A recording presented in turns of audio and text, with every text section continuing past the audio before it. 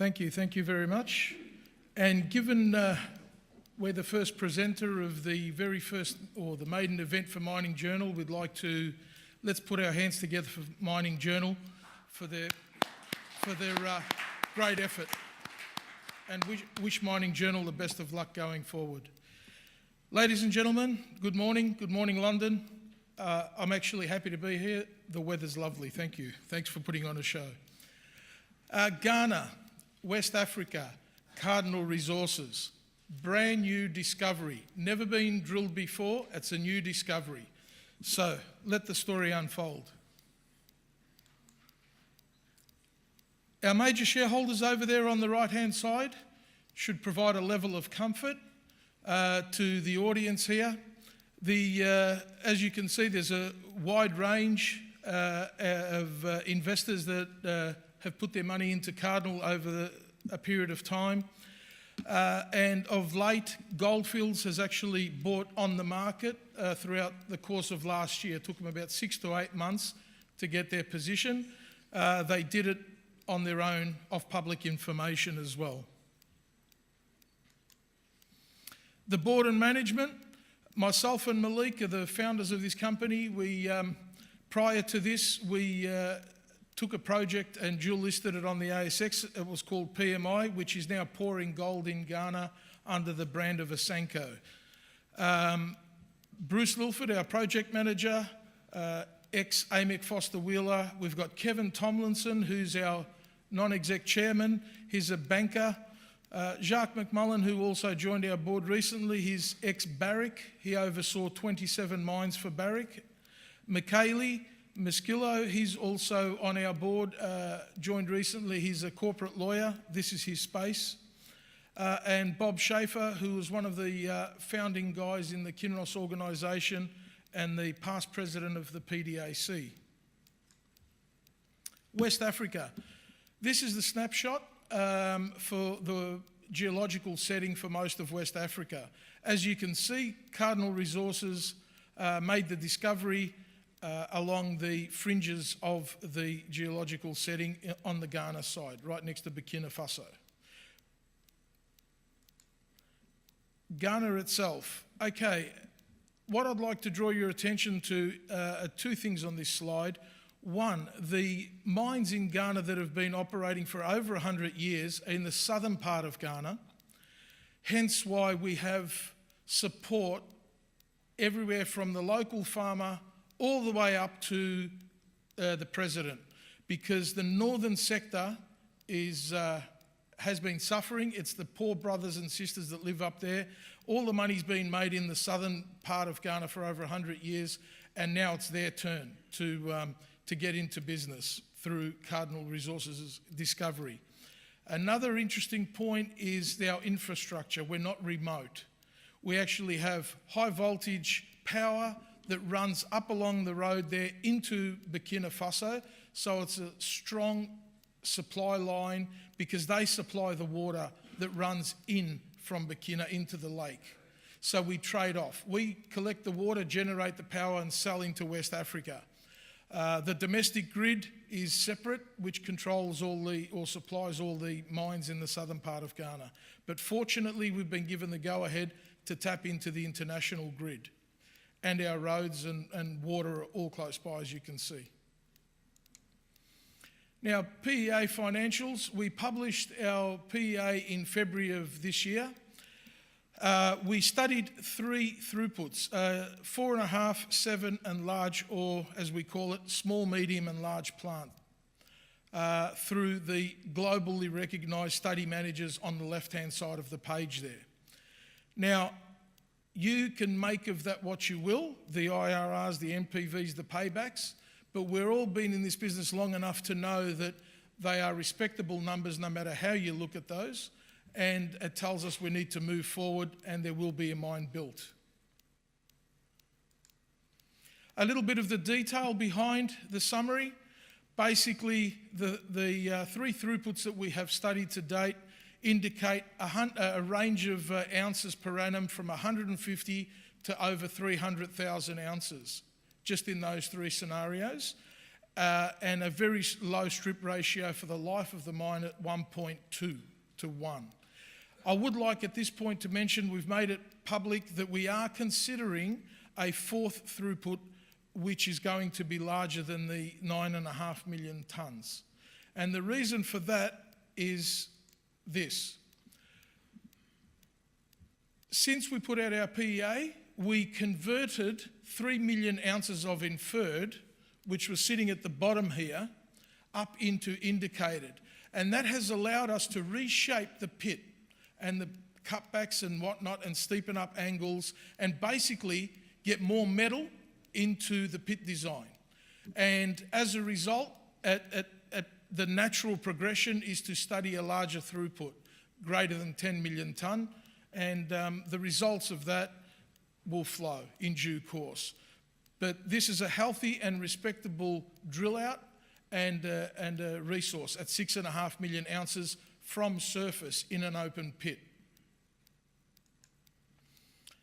Well, do we need to talk to this? I think we all know how cheap our sector is, and the panel this morning made a good point of that. I would like to draw your attention, ladies and gentlemen, to the top right-hand side here. Some of the brokers that cover us load up our costings to stress test our economics. Well, we've put out our economics, but the way we stress test it is by, bringing the price down to $1,100, gold price of $1,100. Now, those two scenarios there still have a 2 in front of them at $1,100 as an IRR. So they're way over 20% at a price point of $1,100. If you're optimistic, well, that's how the numbers look at $1,400 gold. And let's hope we can achieve that in due course. The project itself, the star that's in the middle, that's to scale, that's 1 kilometre long. That's where the pit is. This is how the pit looks in a long section. The shape of that pit will change slightly, as I mentioned earlier, but for the sake of the data that we have to date, there's a starter pit there which contains approximately 1 million ounces. Now that 1 million ounces, as we know, most people, that's their life of mine, but we're fortunate enough to have that sitting in our starter pit for our payback. And the image in the bottom left-hand corner there clearly shows across the top the width of the deposit. It averages 350 metres wide by 1 kilometre long, and the pit looks like it'll pull between 350 and 400 metres in depth. This is just to show you the level of confidence in the indicated category. Once again, ladies and gentlemen, the yellow outline around the perimeter is where the inferred ounces sit, and that's normal, that's a function of the drilling. But what this tells us is that the computers are going to have a really good time designing the pit because it won't bump into any inferred blocks. It's a solid block of indicated resource. And the 6.5 million, by the way, sit within the pit shell. The rest of it hasn't been factored in. There's a typical cross-section through the middle of the deposit. This step out, that's stepped out 200 metres, and that depth goes down to about 650, 700, and it clearly indicates that it is still mineralised under the pit, and whether or not it has underground potential, time will tell. Here's another one to show you the level of confidence within the pit shell. So a little bit more drilling in there, that's 100 metres wide there. Another hole in there gets you some more ounces perhaps and a greater confidence. The processing, what I'd like to say at this point is this is where the magic happens for us, the 90-10 split. Whatever volume or mass you put in through the front, 90% of that mass goes off into the tailings, and it leaves you with a very high-grade concentrate after this flotation circuit. Now, at the moment, that concentrate is ranging between 15 to 20 grams per tonne.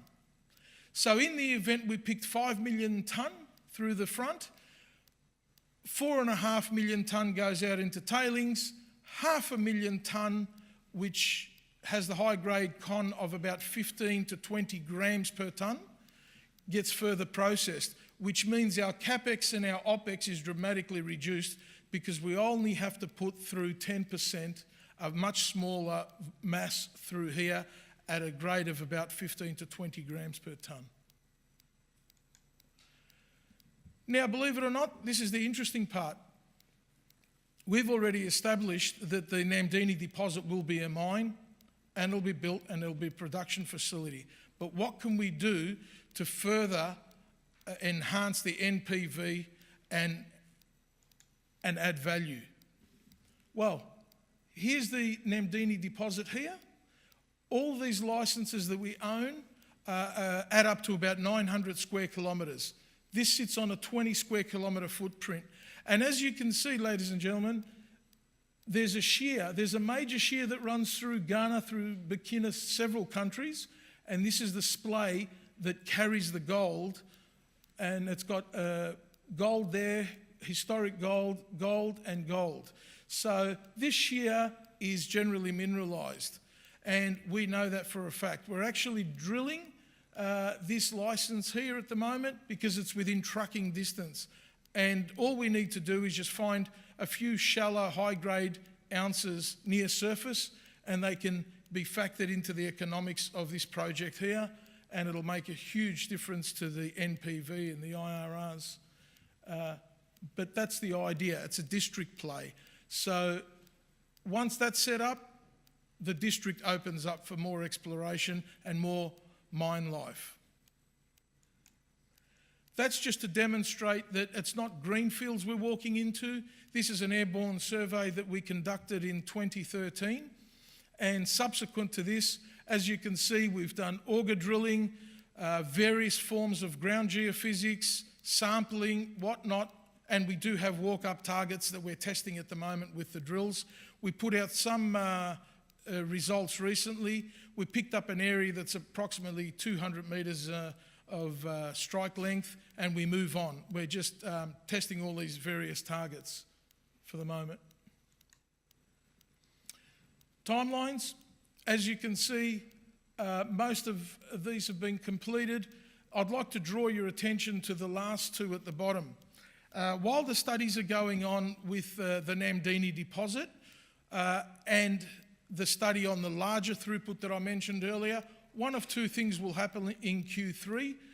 We'll either update this PEA or we may come up with a PFS. We can't say with confidence either one or the other will occur.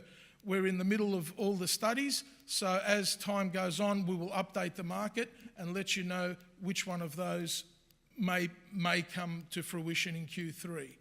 But nonetheless, in the background, while we're studying Namdini, we've also got our regional exploration, which allows for drill results, and more drill results. So we have the potential to keep the news flow going on the district with the new discovery and new mineralisation while we're studying Namdini. Just another reminder, following on from the discussions this morning. Ladies and gentlemen, thank you very much.